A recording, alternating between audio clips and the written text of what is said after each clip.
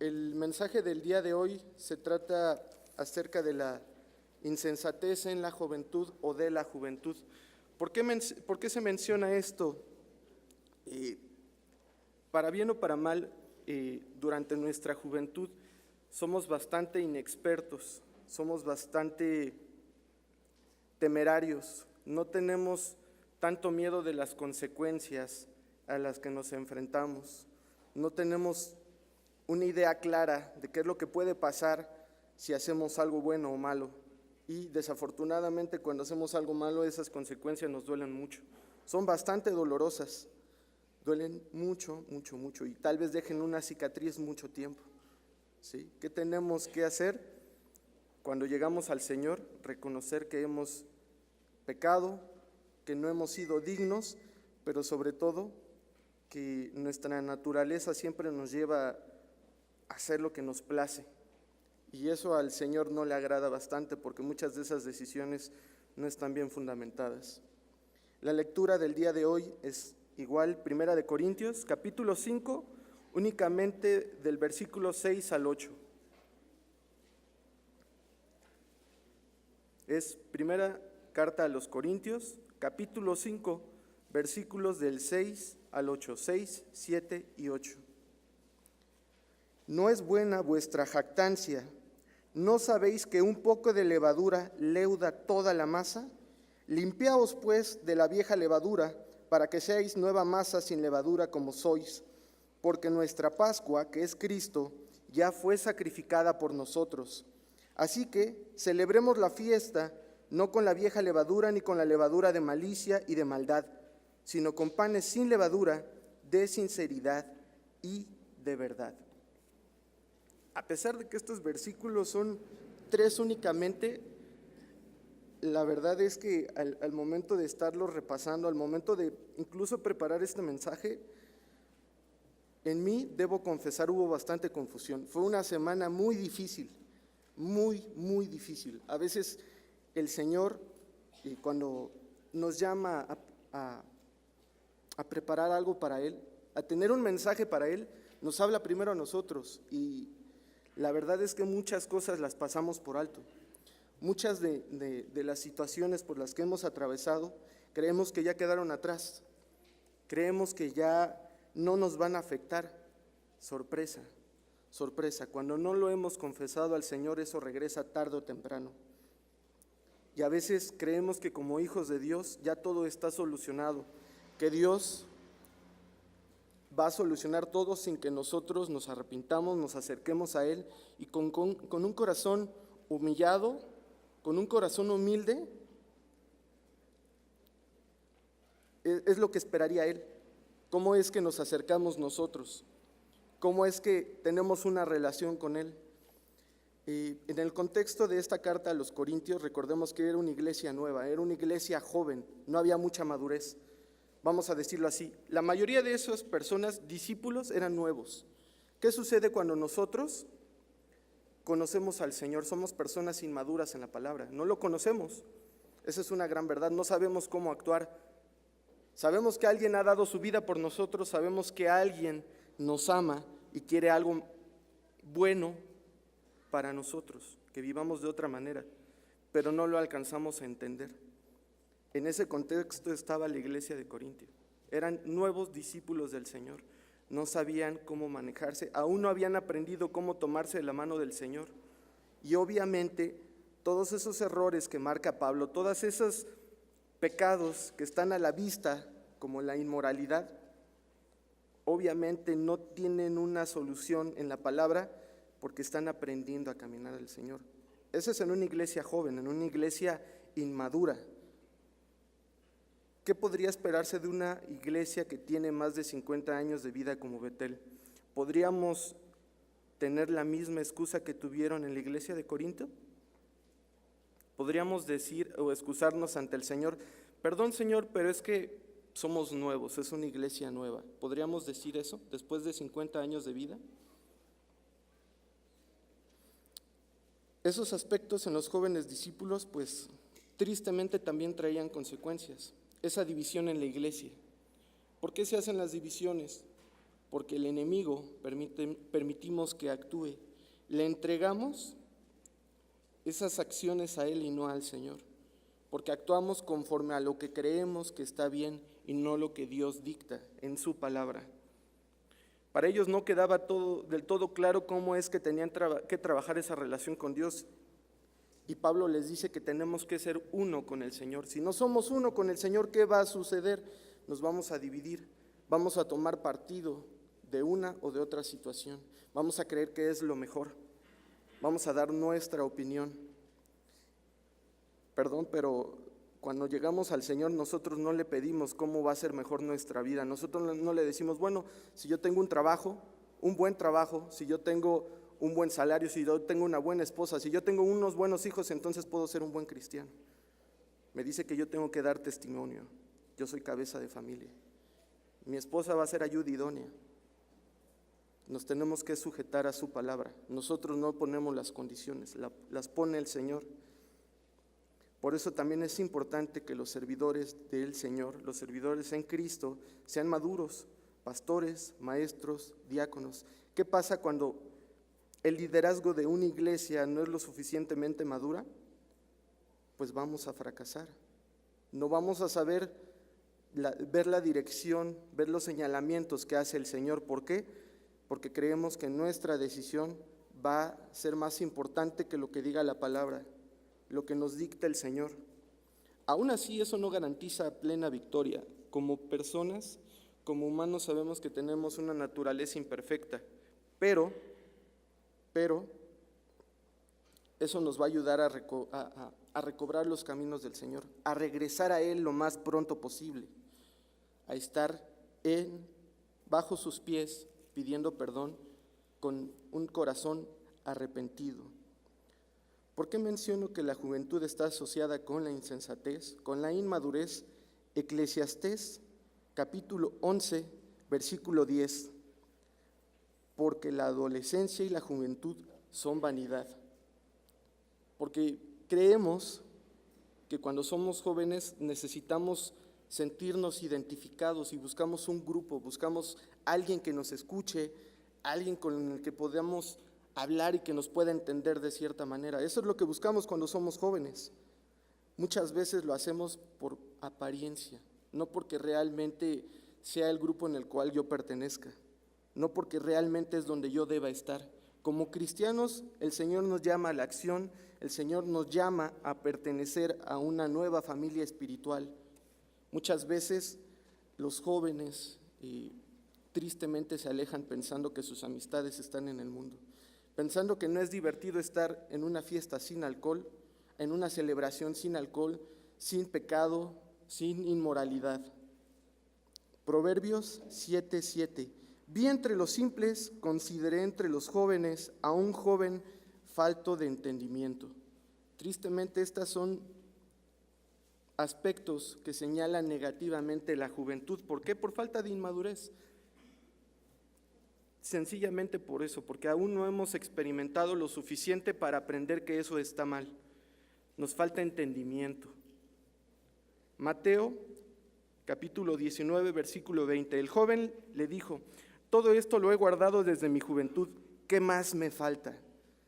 Vemos en la parábola del joven rico, él se jactaba, él decía, bueno, sí conozco la ley, desde muy pequeño la he llevado a la práctica, ¿qué más tengo que hacer? Ya todo eso lo he hecho.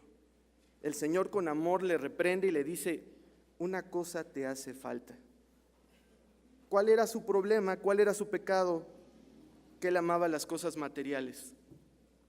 Está mal cuando tú amas más algo más que a Dios, cuando tú lo bajas de ese pedestal y le das el valor a tu trabajo, a tu dinero, a tu familia. Eso es idolatría, así de sencillo, eso es idolatría y el Señor obviamente no le agrada. La jactancia no nos lleva a algo bueno.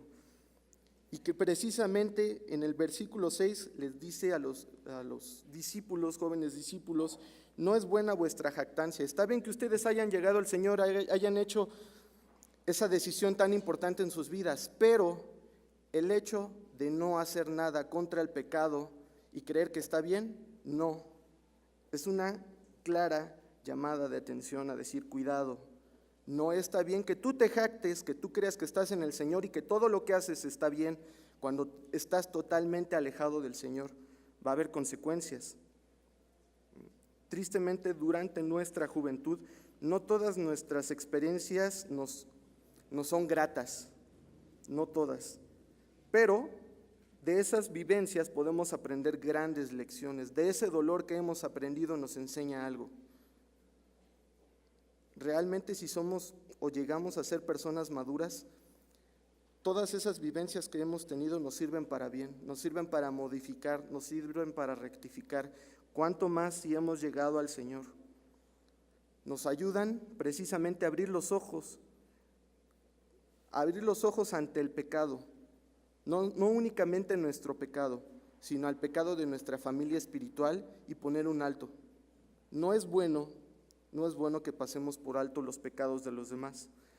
No somos perfectos, pero debemos exhortarnos a la edificación. Debemos ir a la palabra y ver qué tan bien salimos. No debemos compararnos los unos con los otros. Cada uno debe llevar sus cargas, me refiero en cuanto al pecado y sus consecuencias, pero debemos consolarnos, debemos ser uno como familia. Cuando uno tiene una familia y tiene problemas, ¿qué hace?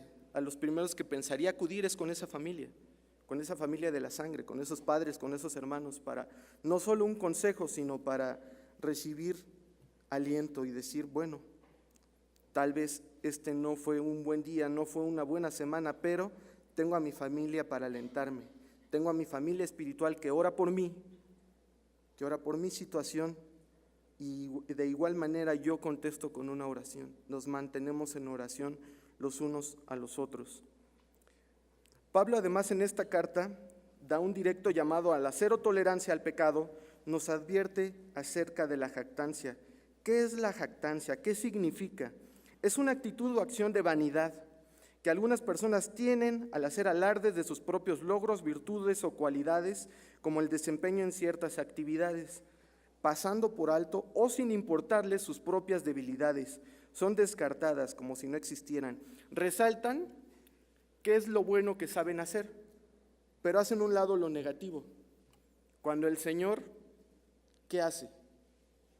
No va a pasar por alto lo que hemos hecho mal, al contrario. Y no por las obras buenas vamos a ser salvos. Nadie va a ser justificado por sus obras, nadie. Para el Señor es muy importante tanto las obras buenas como las malas. Lo lamentable es que vamos a ser juzgados por nuestras obras malas y no lo tenemos en cuenta, lo perdemos de vista. La jactancia también es alabanza propia, es arrogancia y es una persona presuntuosa, es presuntuosidad. Es una persona que siempre está alabándose constantemente. Nadie puede hacer mejor las cosas que él. Él es la suprema autoridad, él es quien hace las cosas lo mejor posible y sin errores. También es vanidad de las personas que presumen de sus propias cualidades. Eso es de acuerdo a nuestro lenguaje, a nuestra lengua, nada espiritual. ¿Qué dice la palabra de acuerdo a la jactancia? La jactancia prácticamente, es gloriarse de sí mismo, que todo lo que yo hago está bien hecho, no hay error, no hay mancha aparente. 1 Corintios, capítulo 1, versículo 29, a fin de que nadie se jacte en su presencia. No podemos llegar ante el Señor y decir, Señor, si he sido maestro, si he sido diácono o si he desempeñado una función en la iglesia, Señor, todo lo que he hecho ha sido para bien, lo he hecho bien, no me he equivocado, no ha habido pecado en mi vida. Es llegar ante la presencia del Señor y decir, no hay error en mi vida. ¿No lo haríamos a Él mentiroso cuando dice que no hay justo ni aún uno solo? No hay quien le busque, dice la palabra. Santiago 3, capítulo 3, versículo 14. Corazón, no os jactéis ni mintáis contra la verdad. ¿De dónde viene todo lo malo que tenemos? De dentro de nuestro corazón. No podemos echarle la culpa al hermano, al pastor, al maestro. Es que él no me enseñó, en él no hubo la suficiente enseñanza para mostrarme el camino, la sabiduría. Estamos culpando a los demás por algo que viene dentro de nosotros y que no reconocemos, y que difícilmente vamos a ver si es que no hemos llegado al Señor. Una persona que no ha llegado al Señor difícilmente lo va a ver. Lo va a ver como locura. No va a ver el camino que el Señor marca para que nos arrepintamos, para que cambiemos esa forma de ser. Proverbios 27:1. No te jactes del día de mañana, porque no sabes qué dará de sí el día. No te confíes de más. El Señor nos dará cada día algo sorprendente si estamos en sus caminos. Aún estando en el desierto, donde no había una situación cómoda, a su pueblo le dio agua, a su pueblo le dio comida, a su pueblo lo sustentó. Pero aún así ese pueblo rebelde, así como su iglesia rebelde, ¿qué hace? Es que el Señor no me da lo que yo quiero. Es que yo cuando vivía en el mundo no tenía tanta aflicción, me iba mejor, me alcanzaba el dinero, etcétera, etcétera, etcétera. Nos estamos quejando de lo bueno y maravilloso que nos da el Señor. Estamos siendo unos malos hijos, unos hijos berrinchudos, que quieren nada más lo suyo, buscan lo suyo propio, pero no están con la disponibilidad de ser humildes y servir, no solo al Señor, a nuestra iglesia. Hemos sido colocados por el Señor en esta iglesia para hacer algo, no para estar de vacaciones, no para ver cómo suceden las cosas, no para ser simples espectadores, no. Salmos 10:3, porque el malo se jacta del deseo de su alma. Es una persona que presume demasiado de sus acciones. Qué tristeza ver en la iglesia que haya personas todavía que presumen de hacer las cosas bien, de no equivocarse, de ser intachables, impecables. Cuando nos comparamos contra la palabra, ¿qué dice la palabra? No hay bueno ni aún uno solo. Y además creemos que nos merecemos todo. Creemos que la salvación nos la hemos ganado a pulso, que incluso somos mejor que un pueblo judío, cuando ellos fueron escogidos por el Señor. Romanos capítulo 11, salvación de los gentiles. Vamos únicamente al versículo 18, dice: no te jactes contra las ramas, y si te jactas, sabe que no sustentas tú a la raíz, sino la raíz a ti. ¿De qué estamos hablando? No estamos hablando de jardinería, o de botánica, nada tiene que ver con eso. Esas ramas que habían sido arrancadas fue el pueblo judío. Nosotros somos injertos. Como iglesia, como pueblo de Dios, somos esos injertos y no debiéramos jactarnos. El Señor no ha desechado a su pueblo. En estos momentos hay una pausa con Él, con ese pueblo judío, ¿ok? Y nos ha dado la oportunidad, la gran oportunidad de arrepentirnos y estar con Él, ser parte de ese pueblo. Pero no es para que debiéramos tener una actitud de jactancia, presunción, soberbia, en pocas palabras. En la palabra de Dios recibimos un llamado a ser maduros y responsables de nuestras acciones. Primera carta de Juan, capítulo 2, versículo 6. El que dice que permanece en Él debe andar como Él anduvo. El que quiere andar como Jesús debe enfrentarse a lo que Él se enfrentó, a esos padecimientos. Y a veces no nos gusta que nos digan, es que vamos a tener padecimiento, es que va a haber aflicción, es que va a haber problemas en tu vida. Queremos huir siempre de los problemas, absolutamente todos. Todos queremos huir, todos queremos correr lo más pronto posible. Pero cuando nos dicen es que va a haber más problemas, es que tu situación no va a estar tan cómoda, decimos, ahí ya no me quiero comprometer, ya no quiero seguir mi crecimiento porque tengo miedo a lo que pueda pasar. Si estamos firmes en Él, ¿qué nos puede pasar? ¿Quién nos puede arrebatar de su mano? ¿Hay alguien que nos puede arrebatar de su mano? Es una promesa que Él da, pero cuando no la conocemos, cuando no la entendemos, ¿qué sucede? Pues no me comprometo, me hago un lado, no permito que esos dones que me fueron dados se pongan a la obra, se pongan al servicio del Señor, los guardo. ¿Qué sucede con ese siervo malo que guardó el dinero de ese amo que dice la palabra era malo? ¿Qué sucedía? Lo reprende, no lo premia. por no hacer un buen uso de eso que Él guardó.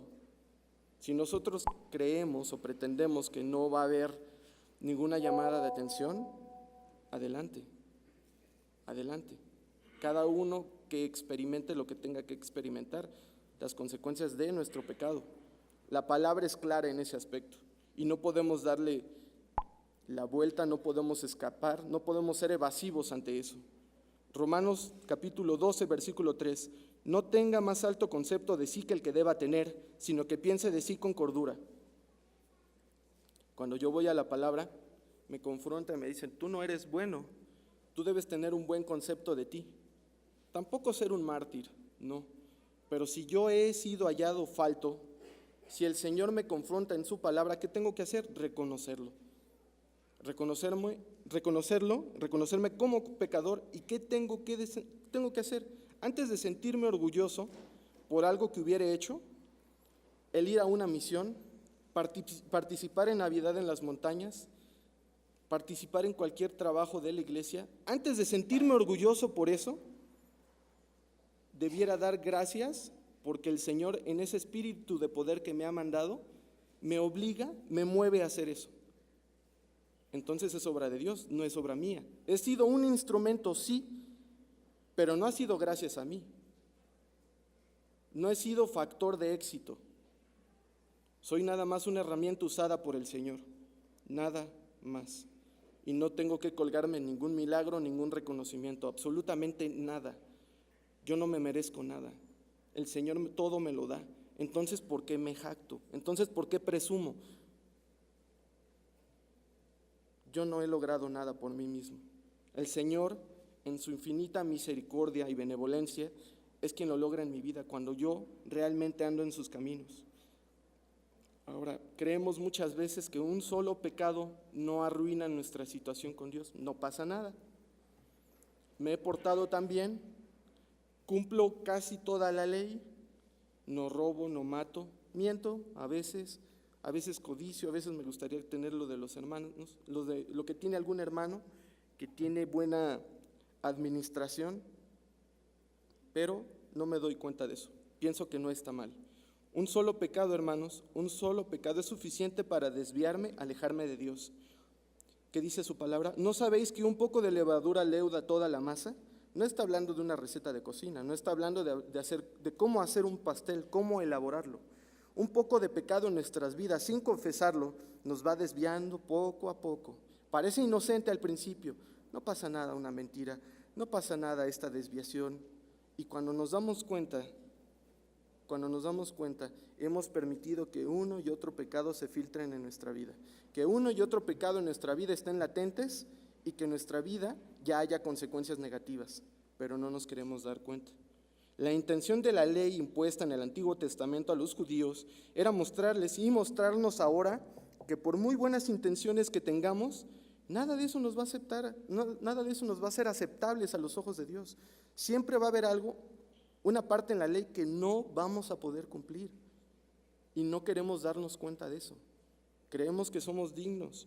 Todo aquello que aún está en tinieblas en nuestra vida, refiriéndonos al pecado, tarde o temprano nos llevará a corrompernos, a la corrupción, nos llevará al pecado, y esto es hasta nuestra propia concupiscencia. ¿Qué es lo que nos gusta hacer a escondidas? Que no nos vean la iglesia, que no nos vean los hermanos, que no nos vea el pastor. ¿Por qué? Si lo queremos ocultar es algo malo. Si no queremos que esté a la vista de todos, evidentemente es algo malo. Es algo que puede dañar nuestra relación con Dios. ¿Qué dice la palabra? Santiago, capítulo 2, versículo 10. Porque cualquiera que guardare la ley, pero ofendiera en un punto, se hace culpable de todos. Aquellos que dicen, no, pues yo no mato, yo no he robado, pero sí he hecho lo demás. ¿Qué dice Santiago? Cualquiera que guardare la ley, pero ofendiere un solo punto, se hace culpable de todos. Entonces, aunque no hayamos hecho algo, el Señor nos va a hallar, si estamos bajo la ley, nos va a hallar culpables, si queremos estar bajo la ley. Afortunadamente no estamos bajo la ley. Muchos quieren vivir así. No es entendible por qué, pero bueno, quiere decir que tal vez o no han tenido un encuentro verdadero con el Señor, o la doctrina que se les ha enseñado no está bien. Eso llega a suceder. Hay iglesias que están totalmente confundidas. ¿Realmente estará el Señor ahí? Vimos la semana pasada que Dios no es un Dios de confusión, al contrario, es un Dios de paz. Es un Dios que nos revela la verdad, y que esa verdad no nos va a gustar porque nos va a confrontar, nos va a decir qué tan malos somos, y eso no nos gusta. No nos gusta que nos llamen la atención. A veces actuamos como adolescentes cuando les llaman la atención, cuando les dicen que está mal. ¿Por qué? Yo todo lo que hago está bien. ¿Eso no es jactancia? ¿Eso no es orgullo? Entonces, ¿qué es? Díganmelo ustedes.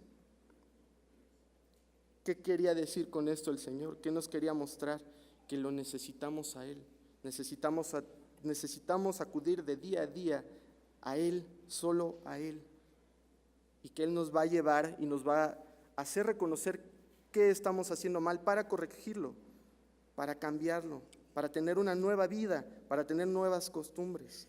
Él nos ofrece una nueva vida. ¿Qué hacemos con esa nueva vida?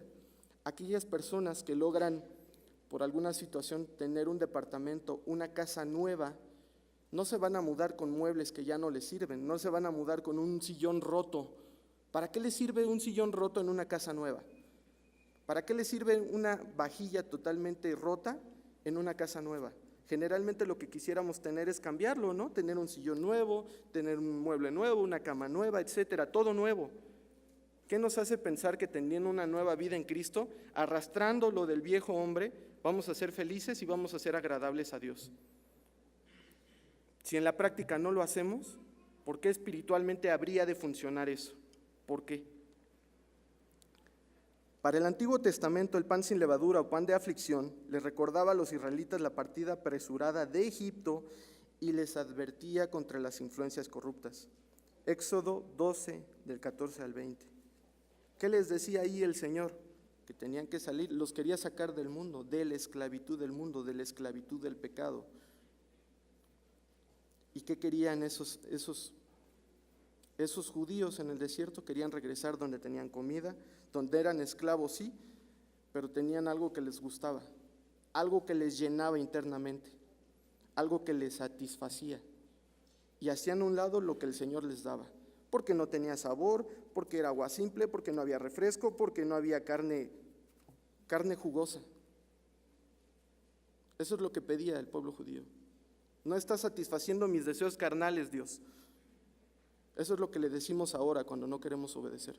Es que no se hacen las cosas como mi concupiscencia quiere, Señor. ¿Qué vamos a hacer? Pues negarte. No es bueno ante Dios eso. ¿De qué te sirve eso? En el Nuevo Testamento es símbolo de cualquier influencia negativa que cuando es permitida llega a corromper al creyente, lo aleja de la claridad de los hechos y la verdad que se encuentra en Dios. Jesús también advierte a sus discípulos sobre la levadura de los fariseos, su enseñanza e hipocresía.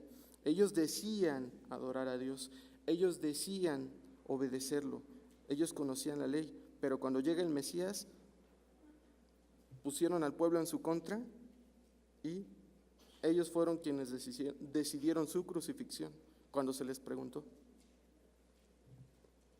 Acerca de la levadura, en Marcos capítulo 8 del 14 al 21 y Mateo 16 del 5 al 12, específicamente el versículo 15 que dice: mirad, guardaos de la levadura de los fariseos y de la levadura de Herodes. ¿Cuál es esa levadura? ¿De qué nos está hablando? Lucas 12:1. Guardaos de la levadura de los fariseos, que es la hipocresía, la falsedad y la mentira. Cuando alguien se acerca a ti con intenciones algo turbias, te alaba, te dice que qué bien lo has hecho, qué bien haces tú las cosas, pero cuando tú necesitas algo de él, desaparece esa persona. Mientras él haya satisfacido su necesidad, su interés, después desaparece. Después ya no lo ves, después ya no te ayuda. La levadura también puede asociarse con la maldad, como aquella de los líderes religiosos, como los fariseos y políticos, que puede penetrar y contaminar a la sociedad entera y ponerla contra Dios o sus enviados. Esa levadura es pecado, que te aleja de la palabra. ¿Y qué sucede? Mateo 27, del 15 al 26, versículo 20 específicamente. Pero los principales sacerdotes y los ancianos persuadieron a la multitud que pidiese a Barrabás. Ellos fueron los que, vamos a decirlo así, decidieron y convencieron al pueblo de no pidan a Jesús, él no es inocente, mejor Barrabás.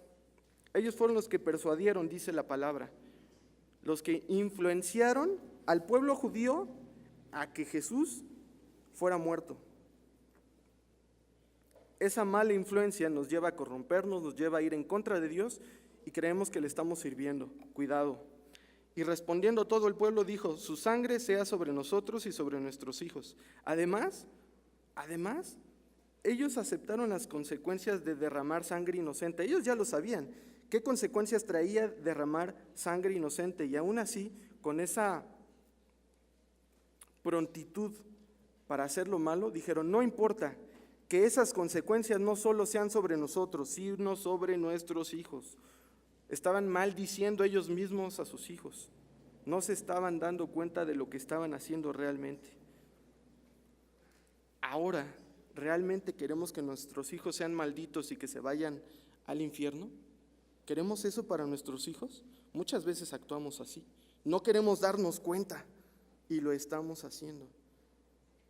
Creemos que lo que hacemos es para bien, pero tristemente nos lleva por un camino totalmente alejado de Dios, muy desviado del Señor.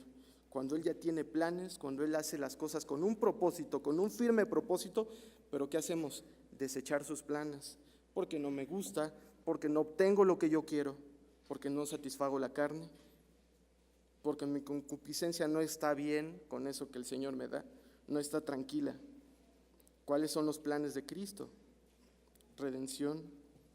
Él quiere que seamos uno con Él. Él quiere adoptarnos, Él quiere lo mejor para nosotros. ¿Cómo lo muestra? Dios entiende perfectamente que nosotros necesitamos ser rescatados, que necesitamos ser restaurados y guiados. Pero eso lo entendemos nosotros. ¿Entendemos qué tanto necesitamos a Dios? ¿Por qué necesitamos una relación con Dios? ¿Por qué no es bueno que nos alejemos de Dios? ¿Sí lo entendemos? ¿Sí lo asimilamos de día en día o lo pasamos por alto? Porque nuestra Pascua, que es Cristo, ya fue sacrificada por nosotros. ¿Qué quiere decir esto? ¿Qué es la Pascua? ¿Qué se celebra en la Pascua? ¿Cuál es su importancia? En Levítico 23, si ustedes, hermanos, estudian a profundidad, ahí menciona qué es la Pascua, qué se celebra. Es cuando Dios les perdonó la vida a los primogénitos de Israel en Egipto y liberó a los hebreos de la esclavitud. ¿Qué sucedió? Ya después de las plagas, Moisés y Aarón estuvieron hablando con el faraón y le estuvieron advirtiendo que si no liberaba al pueblo, algo malo iba a pasar y que de todas maneras él iba a hacer su voluntad y que los iba a rescatar a su pueblo. También Dios endureció el corazón de Faraón, ¿para qué? Para mostrar su poder. A veces cuando nos sucede algo malo deberíamos pensar si nuestro corazón no está duro e insensible ante la palabra. Debiéramos pensar eso, porque cuando estamos en una aflicción tras otra, tal vez Dios quiere algo de nosotros, tal vez tenemos un corazón duro ante la palabra, insensible, insensato, que no entiende qué es lo que quiere, no entendemos qué es claramente lo que Dios quiere de nosotros. Pues Dios quiere que nos alejemos del pecado, que nos demos cuenta, que lo reconozcamos a Él y que acudamos a Él y que no nos tardemos. Eso es lo que Él quiere. ¿De veras lo entendemos, lo comprendemos? También mediante la Pascua les recordaba al pueblo acerca de la salvación de Dios. ¿Qué es lo que Dios ha hecho en tu vida? ¿Qué ha hecho en tu familia para que le reconozcas? ¿No ha hecho nada? Preocúpate entonces, porque si no ha hecho ninguna maravilla, no ha hecho algún milagro, ¿realmente serás hijo de Dios? ¿Realmente no ha sido Dios capaz de mostrarte cuán grande es Él? ¿Cuán bondadoso es? ¿Cuán poderoso es Él? ¿No te lo ha mostrado en tu vida? ¿No te lo ha echado en cara incluso? ¿Que Él es el único? ¿De veras? Cuidado entonces, porque difícilmente podrías decirte hijo de Dios. Definitivamente no merecemos la salvación. En Daniel 5:27 nos menciona: pesado has sido en balanza y fuiste hallado falto. El Señor nos ha analizado, el Señor ha visto todo lo que hemos hecho y ¿qué creen? Nos ha hallado culpables de lo malo que hemos hecho. No tenemos excusa. Tarde o temprano llegará el juicio de Dios. Si cualquiera de nosotros hemos olvidado a Dios y estamos practicando un estilo de vida pecaminoso, apartémonos de ese pecado hoy. Acudamos hoy prontamente al Señor. Acudamos a su gracia. Pidamos perdón con un corazón humilde, arrepentido, antes de que esa oportunidad desaparezca y que no alcancemos más la gracia del Señor. Creemos que el Señor va a perdonar todo y que la paciencia del Señor es infinita. ¿Es muy grande? Sí, pero hay un límite. Y si nosotros pretendemos acabar con su paciencia, de veras, no actuaremos como ese pueblo judío que dijo en determinado momento que su sangre inocente sea sobre nosotros y mis hijos. O sea, es una maldición que además voy a arrastrar y que les voy a pasar a mis hijos, que les voy a pasar a mis hijas, que ellas no se lo merecen, pero se las paso, irresponsablemente. ¿De veras estamos conscientes de eso? ¿Estamos actuando como adolescentes, como jóvenes, como insensatos, como inmaduros? ¿Por qué esa es la inmadurez? Siendo personas insensatas, sin entendimiento, sin conocimiento. Así actuamos de poco a poco y cuando nos damos cuenta nuestra familia está llena de pecado, nuestros hijos con esas consecuencias dolorosas, como lo vimos la semana pasada en el caso de los hijos de David. Había pecado, había inmoralidad y David no hizo absolutamente nada. Una corrección no hizo, una llamada de atención no hizo absolutamente nada. ¿Vamos a estar en esas consecuencias? ¿Vamos a vernos reflejados en esa situación para entender que lo que estamos haciendo está mal? Y hasta ahí nos vamos a doler y nos vamos a llorar y vamos a decir: híjole, es que hubiera enseñado, hubiera dado testimonio. Nunca es tarde. Para el Señor nunca es tarde. Y si nosotros queremos esas consecuencias, nada le voy a impedir. Si realmente es lo que queremos, el Señor lo va a permitir. Para que entendamos, para que nos acerquemos, para que volvamos a Él. Para la vida en Cristo no todo es solemnidad y seriedad. No es únicamente estar sentados, bien portados, no. También existen momentos para gloriarnos, para celebrar esa nueva vida, esa nueva oportunidad de vivir para Dios. Así que celebremos la fiesta no con la vieja levadura, con panes sin levadura de sinceridad y de verdad.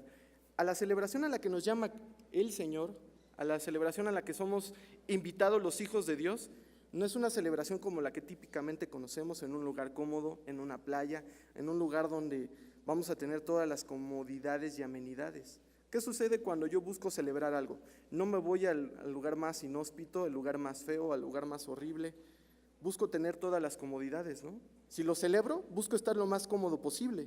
En una fiesta yo busco algo que se ajuste a mi presupuesto, pero lo mejor que puedo darle yo a mis hijos, ¿no? Para celebrar.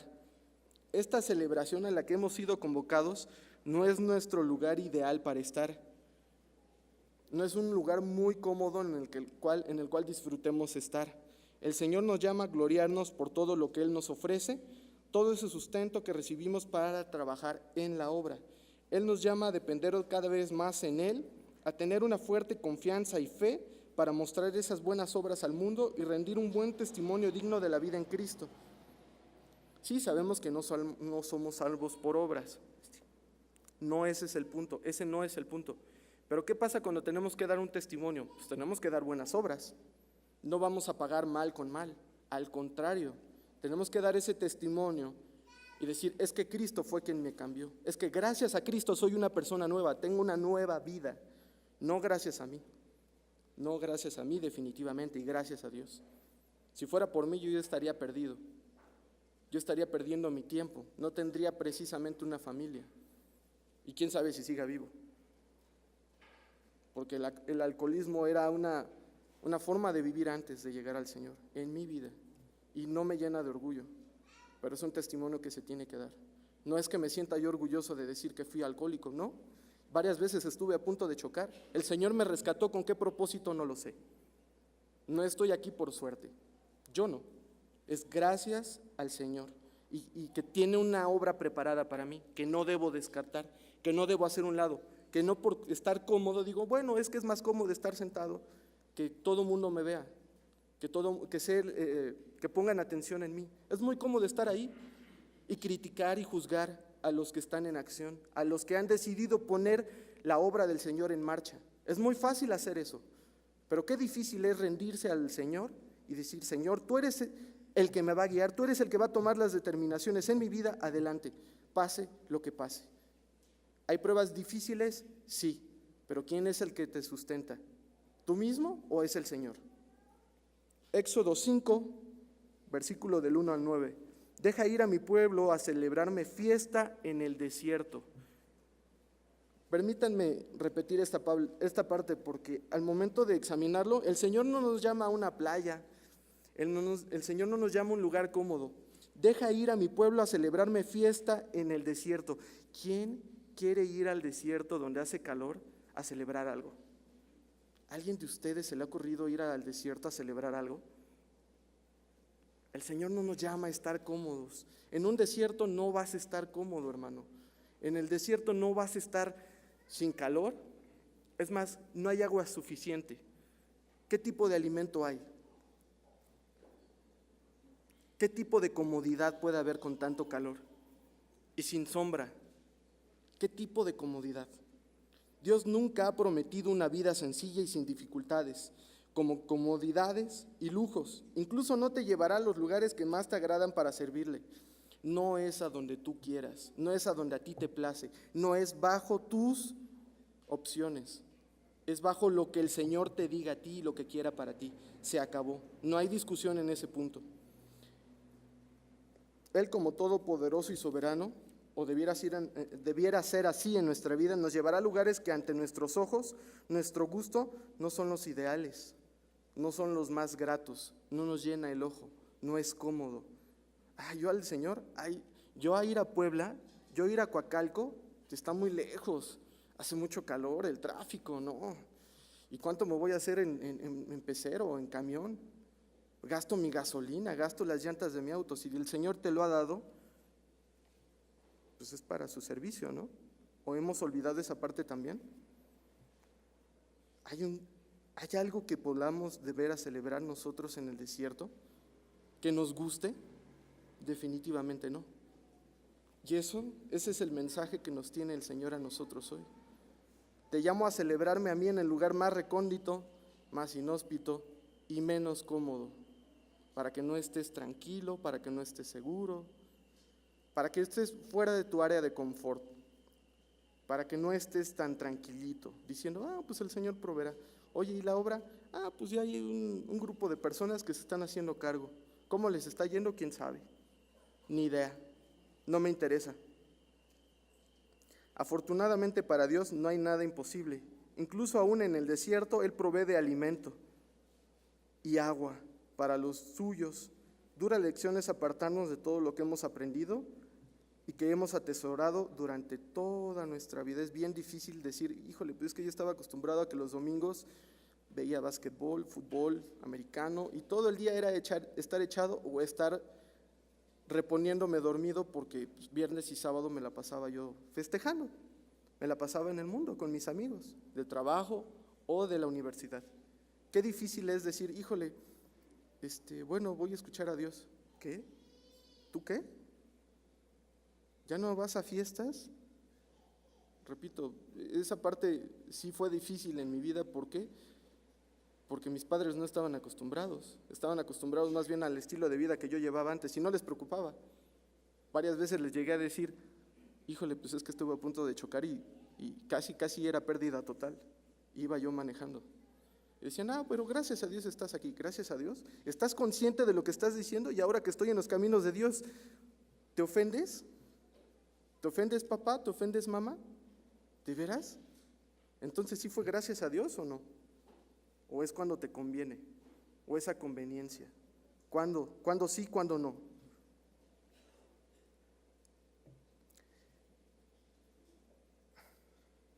Una lección necesaria que necesitamos aprender todos es a confiar al Señor plenamente, no importando las condiciones, no importando si te está yendo bien, no importando si te está yendo mal, no importa.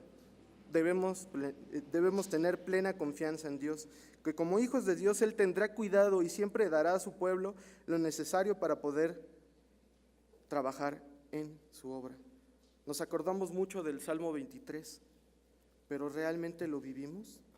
¿Realmente cuando yo ando en valle de sombra, realmente cuando yo ando en tribulaciones, realmente le doy gracias? ¿Realmente pido por Él? ¿O nada más cuando tengo problemas me acuerdo y acudo, pero rapidísimo a Él?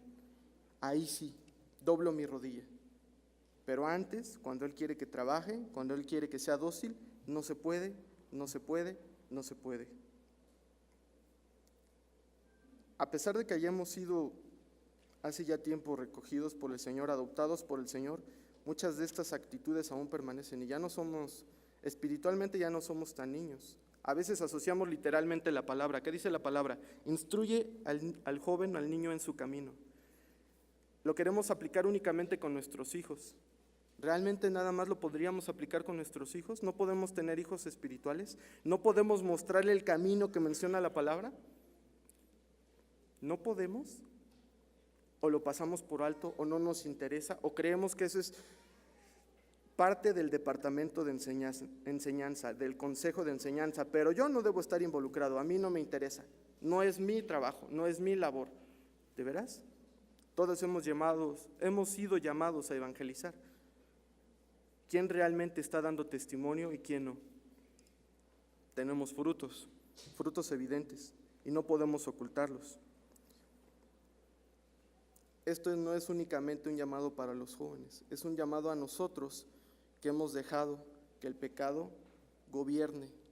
Hemos dejado que la palabra de Dios se haga a un lado, que únicamente la queremos escuchar cuando nos reconforta, pero no cuando nos confronta, no cuando nos hace ver que estamos mal. No queremos aceptar, nos duele mucho. No debemos permitir que el mundo nos engañe y nos muestre todos esos placeres y aparentes beneficios que podemos obtener. Eso solo nos va a esclavizar. Es de donde nos quiere sacar el Señor. Nos quiere sacar de ese Egipto y nosotros estamos presurosos a volver en Él, a embarrarnos en ese lodo del mundo que nos quiere esclavizar. La palabra de Dios nos puede mostrar un camino totalmente diferente, no libre de obstáculos, va a estar lleno de obstáculos, pero no los vamos a sortear solos, lleno de retos que el Señor ayudará a sortear. Solo si te rindes, solo si entregas tu vida a Cristo, ten plena confianza en que no te decepcionará y que te mostrará grandes cosas que aún no conocemos. Jeremías 33:3. ¿Realmente, hermanos, estamos conscientes que como iglesia no podemos dejar pasar nada? No porque seamos perfectos, porque hemos sido llamados a la edificación. Hemos sido llamados a volvernos como Cristo y obviamente tenemos que llamarnos la atención. Obviamente hay aspectos que deben tomarse en cuenta para regresar a los caminos del Señor. Oremos. Señor y bendito Padre Celestial, te pedimos perdón, Señor, porque muchas veces queremos evadir nuestra responsabilidad. Queremos ser uno contigo, queremos ser felices y gozosos, pero no queremos las responsabilidades que implica el compromiso al aceptar tu palabra, Señor, al aceptarte a ti. Te pedimos perdón, Señor, porque somos rebeldes, somos negligentes, somos insensatos, Señor, y no queremos atender tu palabra. Nos cuesta trabajo y queremos someterte a ti, a nuestra voluntad, y no nosotros. Creemos que eso no es necesario, que no es importante, Señor.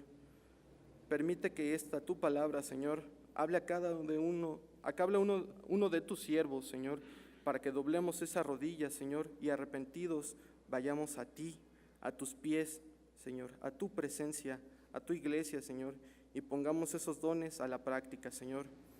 Y, Señor, te pedimos también que aquellas vidas, Señor, que hayas de traer tú a esta tu iglesia, a este tu cuerpo, Señor, permite que como iglesia las mantengamos, Señor, las cuidemos, las procuremos, las discipulemos.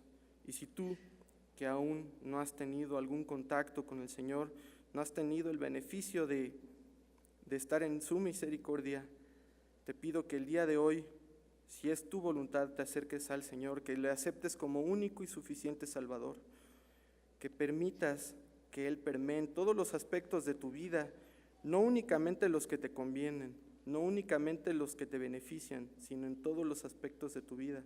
Seas joven o seas adulto, no importa, el Señor no ve eso. Quiere ver en ti una nueva vida, quiere ofrecerte una nueva vida, solo está en ti aceptarla. Si tú de todo corazón decides que su palabra es para ti y que sus caminos son para ti, te pedimos que levantes la mano, que te hagas uno con el Señor y que Él te muestre a ti lo grande y poderoso que es.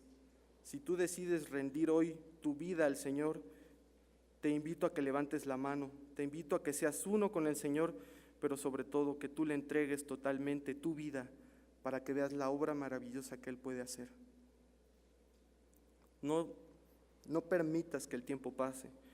No pienses que tienes mucho tiempo para tomar esta decisión. No crees que es para siempre. No pienses que nunca se va a acabar el tiempo. Si tú el día de mañana crees que aún tienes tiempo, tal vez pueda ser demasiado tarde. ¿Por qué no hacerlo el día de hoy? Rendir tu vida al Señor, entregársela y confiar plenamente en Él, suceda lo que suceda. Te invito a que lo hagas el día de hoy, joven. Te invito a que lo hagas hoy, invitado, si es que hay alguno.